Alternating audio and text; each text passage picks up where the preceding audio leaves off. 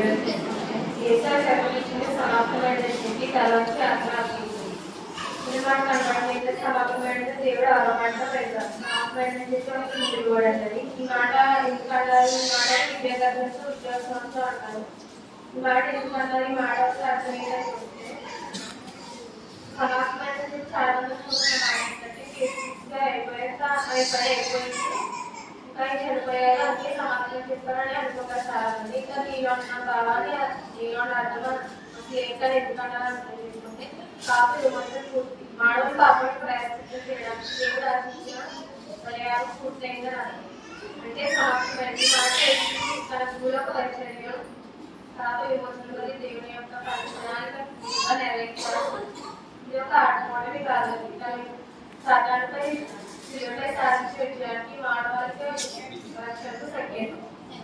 వాటి సమాప్తమైన కారణాలను చూసుకుంటే యోహాను సువార్త 17:4 చేయటకు నాకు ఇచ్చిన పని నేను సంపూర్ణంగా నెరవేర్చి భూమి మీద అంటే యేసుక్రీస్తు భూమికి వచ్చిన తర్వాత తండ్రి దేవుడు యేసుక్రీస్తు పనులు బాధ్యతలు అప్పచెప్పారు. అవి స్వార్థ ప్రకటించడం అనేక మంది రక్షణలోకి నడిపించడం నడిచిపోతున్న ఆత్మలు రక్షించి దేవుళ్ళకు నడిపించడం అనేది ఆయన ఉద్దేశం. లోకస్వార్త 19:10 తీసుకుంటే లోక 19:10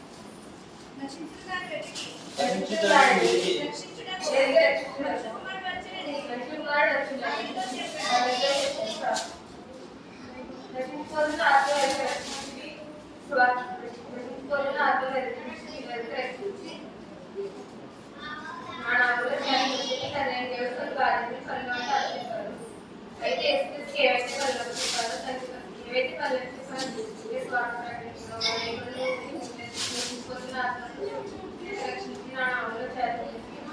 చేస్తారు. అంటే పాఠశాలలో కొన్ని సందర్భాలు ఉంటాయి, కొన్ని లేఖనాలు కొన్ని సందర్భాలు ఉంటాయి. ఈ పద్ధతులు వచ్చినప్పటికీ నెరవేర్చినట్టుగా వాళ్ళు కనబడలేదు. అంటే పాఠశాలలో వస్త్రాలు వస్త్రాలు గురించి పద్ధతులు వచ్చినప్పుడు ప్రతిదీ నెరవేరినట్టుగా వాళ్ళు కనిపిస్తుంది. పద్ధతులలో ప్రతిదీ నెరవేరుతుంది. అందులో భాగంగా యేసుక్రీస్తుగా భూమి మీద వచ్చిన తర్వాత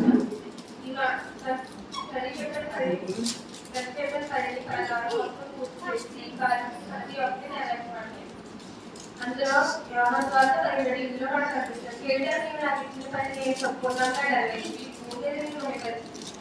అంటే నేను చెప్పిన ఆబ్జెక్ట్ పనులన్నీ పూర్తి చేసి ఈ సమాప్తమైన చెప్పి దేవుడు అప్పగిస్తాను. ఏ సమాప్తం చేసుకుంటారో తెలిస్తే చాలా మంది అయితే సమాప్తమైన అనుకుంటారు, కానీ అందులో అర్థాన్ని మనం తెలుసుకుంటాం. అయితే యేసుక్రీస్తు మాట ఎందుకంటారు? ఏ పని అప్పచెప్పారు యేసుక్రీస్తు, ఏ పని పూర్తి చేస్తారు, ఏ పని సమాప్తం చేస్తారు అంటే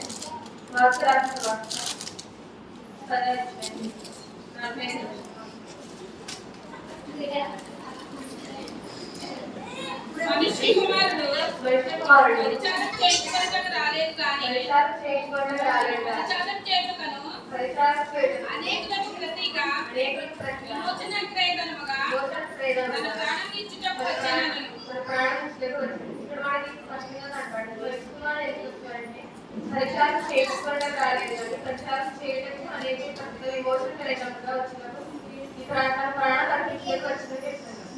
ఇంకోటి చూస్తే మాకు స్వార్థ అవుతుంది. 30 సీమోను అంత జ్వరముతో ఆయన పెద్దల కలవే లేచి ఆయన ఇతర సమీప గ్రామంలో నేను ప్రకటించినట్లు నిమిత్తమే కదా నేను బయలుదేరి వచ్చిందని వారితో చెప్పాను. ఇక్కడ కూడా కనిపిస్తుందండి. తండ్రి దేవుడు ఏ పని అప్పచెప్పారంటే స్వార్థ ప్రకటించినట్టుగా ఇందులో ముందుకు వచ్చాడు అని అప్పచెప్తారు. ఏం అప్పచెప్తారంటే స్వార్థ ప్రకటించడం గాను తండ్రి దేవుడు ఎస్కి అప్పచెప్పిన పని ఏంటి అని చూస్తే భూమికి వచ్చిన తర్వాత నువ్వు వెళ్ళి స్వార్థ ప్రకటించడం ద్వారా కొంతమంది శిష్యులు వస్తారు. ఆ శిష్యులు కూడా సువార్త వ్యాప్తి చెందేలా చేయవచ్చు. తండ్రి అయిన దేవుడు యేసుక్రీస్తు అన్నమాట ఏం చెప్పారంటే స్వార్థ ప్రకటించి శిష్యులు కూడా అలాగే వ్యాప్తి చెందేలా చేయమని చెప్పి చెప్తారు. తండ్రి అయిన దేవుడు యేసుక్రీస్తు అంటారు. అసలు ఈ స్వార్థ ప్రకటించాలి. స్వార్థ కామైతే అంశాలు మన పాపల కోసం మనసు మారుస్తాడు.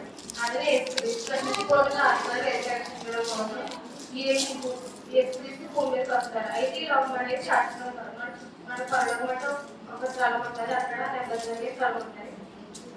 మనందరం ఒక రోజున అక్కడికి వెళ్ళి మనందరం ఒక రోజున అక్కడికి వెళ్ళాల్సి వస్తుంది చెప్పి తండ్రి దేవుడి యొక్క ప్రణాళిక ప్రకారం యేసుక్రీస్తు భూమి మీద పంపిస్తారు. అంటే ఏమేమి పని పూర్తి చేశారా, ఏమేమి పని పూర్తి చేశారా, ఏం సంవత్సరం చేశారా చూస్తే ఏమేమి పూర్తాయంటే యేసుగా చెప్పిన పనులు, ఆయన చేసిన శ్రమలు, కష్టాలు, ఆయన చేసిన బాధలు, శ్రమలు ఇవన్నీ ఉంటాయి. యేసుక్రీస్తు తన 2 చేతులు చాపి తన స్వచ్ఛందంగా తన ప్రాణాన్ని అప్పగిస్తూ సంపూర్ణమైన సంతృప్తితో యేసే తమ ప్రాణాన్ని వచ్చారు. యేసు ఈ లోకానికి రావడానికి ఉద్దేశం పెట్టారు. మానవుల పాపం రక్షించడం కోసం, ప్రపంచ రక్షణ కోసం. అంటే క్రైస్తవులుగా దేవుడు అభివృద్ధి పని మనం కూడా దేవుడు యేసుక్రీస్తు కూడా తండ్రి దేవుడు ప్రాణాన్ని భూమి పంపిస్తాం. మనం కూడా ప్రతి ఒక్క మనిషి కలిగిన దేవుడికి ఒక ప్రణాళికతో ఉంటాయి. ఆ ప్రణాళిక ఏంటి, మనకి ఏ వరకు చెప్పారు అని చూస్తే యేసు రాస్తారు 2వ అధ్యాయం 10వ వచనం. మరియు వాటి యందు మనం నడుచుకొనవలెనని మరియు ప్రతి కట్టడమును ఆయనలో మీరు కూడా ఆత్మమూలముగా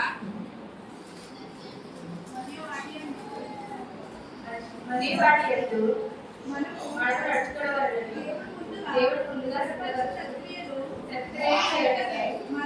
మనము తీసుకేసినందుకు ఆయన చేసిన పని అంటే వాటి ఎందుకు మనం నడుచుకోవాలంటే దేవుడు ముందుగా ఏం చేయాలంటే అంటే మనకు కూడా వాక్య సమన్వయం క్రియేట్ చేసి మనతో ప్రణాళిక ప్రకారం దేవుడు ముందుకు పంపిస్తారు. ప్రతి ఒక్క మనిషికైనా ప్రతి ఒక్క ప్రణాళికైనా ఉంటుంది. ఆ ప్రణాళిక ప్రకారం మనం ఉన్న ఈ చిన్న తీసుకోవాలలోనే దేవుడు చేయాలి. దేవుడు కొన్ని కళ్ళు వరకు మనకు వస్తాడని తయారుగా మనకు తెలియబడుతుంది. దేవుడు అందించిన కళ్ళు గడిచిపోతున్న కాలంతో పాటు మనకి ఆవిష్కారంతో పాటు దేవుడు అందించిన పనిని చేయాలని సత్యాన్ని మనకు తెలిపించాలి. అసలు ఏమని చెప్పారంటే స్వార్థ ప్రకటించడం కానీ అనేక శిష్యులు స్వార్థ నటించి దేవుళ్ళకు నటించగలిగే ఈ పనిగా నటించమని చెప్పారు. అంటే చూసుకుంటే 33 సంవత్సరాలు ఈ చిన్న జీవితంలోనే దేవుడు యేసుక్రీస్తు పనులన్నీ పూజ తప్పకుండా అన్ని పూర్తి చేస్తే సమాప్తంగా చెప్పారు. సమాప్తం ఏంటంటే ఏ సమాప్తం ఏర్పడుతుందంటే నేను నిర్ణయించిన పనులన్నింటినీ సమాప్తం చేసి నాకు చేతులు అప్పగిస్తున్నా చెప్పారండి. అంటే ఈ తీసుకుని కానీ ఐపించడం లేదండి. మనం అర్థం చేసుకోవాల్సింది దేవుడు చేసిన పనులన్నింటినీ చేసి సమాప్తమైన కలిగారండి. కానీ ఇప్పుడున్న కాలంలో మనం ఎవరి ద్వారా గారు తీసుకున్నాం కానీ ఎవరు దేవుడి గారు చూడట్లేదు. ఈ విధంగా చూసుకుంటే ఫిలిప్పీయులు 2వ అధ్యాయం అందరూ తమ సొంత కార్యములని నడుచుకొనుచున్నారు కానీ యేసుక్రీస్తు కార్యములను చూడరు. స్పష్టంగా తెలియబడుతుంది. యేసుక్రీస్తులాగే మనం కూడా ఉండాలని కోరుకుంటున్నాము. ఎందుకంటే ప్రతి ఒక్క పనిని పూజ తప్పకుండా అన్ని సమాప్తం చేసి సమాప్తమైన కలిగారండి. మనం కూడా యేసుక్రీస్తులాగా ఉండాలని అందరూ ఇక్కడ ఏం చెప్తున్నారు, ఎవరి ద్వారా సంతకాలు చూస్తున్నారు కానీ ఏం చెప్తుందో ఇప్పుడు చూస్తున్నారు కానీ ఎవరు కూడా త్యాగాన్ని ఆయన చేసిన పద్ధతులు ఆయన చేసిన పుస్తకాలు ఎవరు చూడట్లేదు. మనం యేసుక్రీస్తులా కాకపోయినా కనీసం ఆయనలో ఉన్న చదువులో కూడా ఉండడానికి సహాయం చేయండి. దేవుడు కోరుతున్నారు. కొద్ది